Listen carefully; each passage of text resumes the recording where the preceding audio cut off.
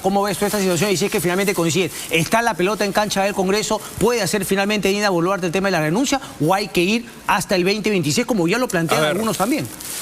Primero, hay que entender que las elecciones traen consecuencias. Sí. Se sabía que elegir a Pedro Castillo y Dina Boluarte, porque es una plancha la que se elige, no es una sola persona, iba a traer un gobierno de alta inestabilidad, de alta ineptitud y de alta corrupción.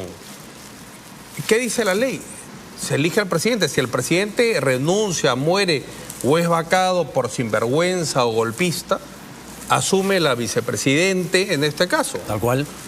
Entonces, constitucionalmente es inobjetable la asunción de Dina Boluarte a la presidencia de la República, y lo que correspondería en estricto es que culmine su mandato, porque la democracia implica no solamente un derecho a votar, sino una responsabilidad al momento de elegir el voto.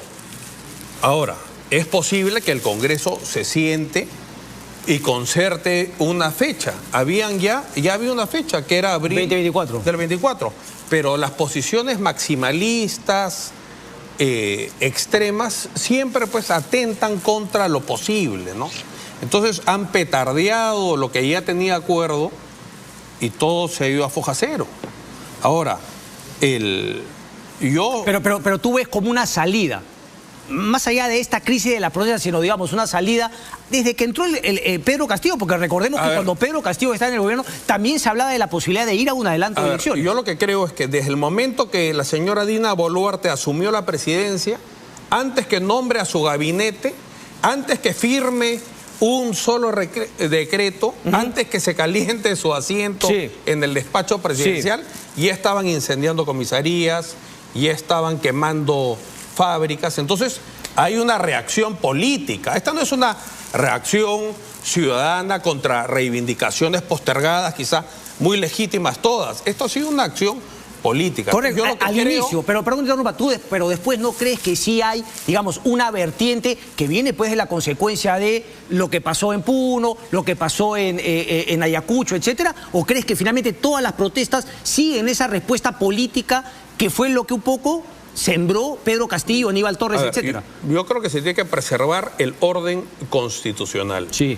Y la única institución capaz de modificar ese calendario es el Congreso. Ok.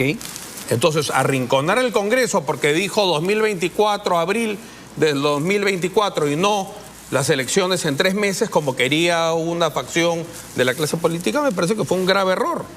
Y haber insistido y boicoteado el acuerdo que ya había, me parece que es de una enorme irresponsabilidad. Okay, pero para pasar con Richard Arce, ¿te queda claro que, digamos, no sería lo mejor que todo el mundo espere sentarse hasta el 2026 en sus asientos? ¿O sí lo ves como una opción? Bueno, yo creo que existe un cronograma electoral. ¿Sí? Y existe un mandato que es legítimo. Entonces, si es que hubiese algún problema contra la investidura de la señora Boluarte, hay mecanismos constitucionales para interrumpir su mandato también. Pero vamos, pues... Pero lo que no puede ocurrir es que la turba, la violencia, el asalto de aeropuertos determinen la agenda electoral en el Perú. Ese es el otro problema que ha generado toda esta situación. Se cocinan outsiders. O sea, ¿van a estar finalmente participando en una próxima elección? ¿Desde una tribuna u otra? Tú sí. Bueno, estamos trabajando, pero yo creo que está el partido. Hay espacio para una propuesta amplia, yo creo. El Perú... Pero a ver, no que tú seas candidato, nada, sino que finalmente participar políticamente de una manera u otra. De hecho, ya lo hacen de alguna manera. Partido, claro. ¿Tú, Richard?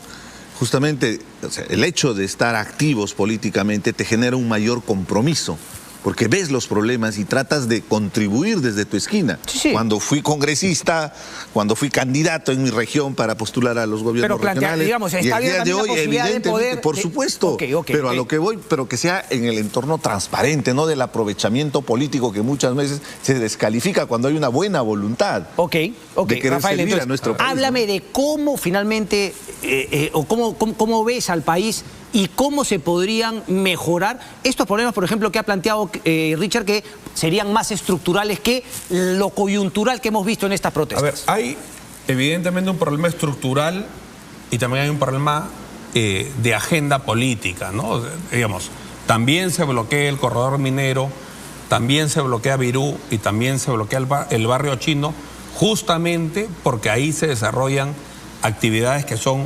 fundamentales para la conducción económica del Perú. Ahora, eso sería imposible si es que no hubiese un entorno donde la protesta tuviese un espacio receptivo. Entonces, yo creo que es innegable que el Perú se tiene que sostener en dos pilares. Uno es la inversión privada, que es la fuente del empleo. Y otro pilar tan importante es tener políticas muy agresivas de inclusión social, que son obras públicas básicamente. Uno va por el corredor minero, la cantidad de colegios que no tienen agua, que no tienen desagüe, que los baños son pues inaceptables, las postas médicas, la calidad del agua potable. Entonces, se tiene que reconocer que tenemos un país que está lleno de posibilidades para crecer, para recibir inversiones importantes, pero también tenemos que reconocer que para que este país funcione y sea viable, hay una parte del Perú que se siente pues excluida, se siente que está en los extramuros de una política económica no diseñada para ellos. Y eso se tiene que responder. ¿Se siente o lo está? ¿O hay de ambas? No, hay de ambas, porque, digamos, a ver, digamos, provincias sobre los 4.000 metros de altura o sobre los 3.800, las provincias mineras están mejor que las provincias no mineras. Pero la gente, pero eso no es, la gente ¿con qué se compara? Una persona que vive en una covacha, que quizá en la madrugada tiene que meter el ganado a la covacha para no congelarse por la helada en el invierno, y ve que pasan los volquetes cargados de concentrado de mineral todos los días. Entonces, eso es una situación insostenible, eso no puede convivir.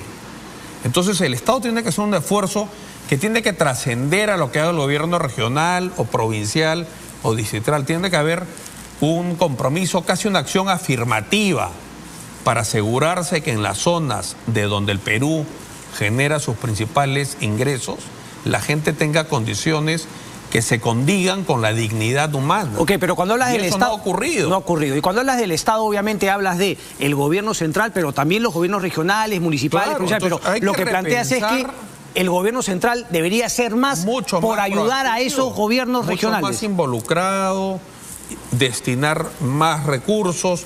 Hay mecanismos para facilitar la ejecución de los recursos, para hacer los estudios de inversión, los perfiles, los anteproyectos.